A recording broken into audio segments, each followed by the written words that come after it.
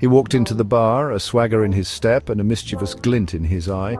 The tech executive, let's call him Mark, was known for his lavish displays of wealth, but tonight he seemed particularly keen on making an impression.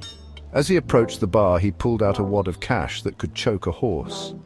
It was a thick stack of $100 bills held together by a simple rubber band. The sight of it made the bartender raise an eyebrow. Mark just grinned, peeled off a bill and ordered a round of drinks for everyone. Mark wasn't just flashing his cash, he was flaunting it, reveling in the attention it brought. He loved the way people's eyes widened, the subtle nods of approval, the hushed whispers acknowledging his success.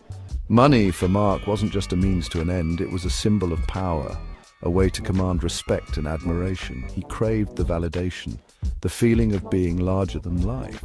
This wasn't an isolated incident. Mark's behavior was consistent, a constant show of extravagance that bordered on the absurd. He bragged about his latest tech acquisitions, his luxury cars, his sprawling mansion overlooking the city.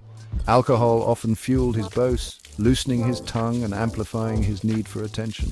He seemed invincible, a man on top of the world, his pockets overflowing with endless riches.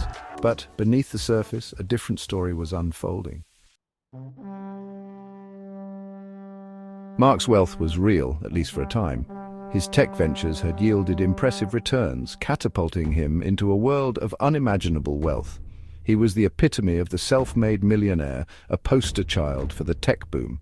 But success, as it often does, had gone to his head.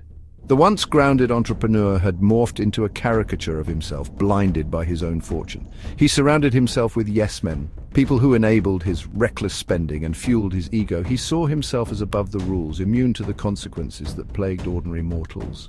His financial decisions were driven by impulse, not logic. He chased thrills, seeking instant gratification rather than long-term stability. Mark's behavior wasn't just about showing off, it was about control.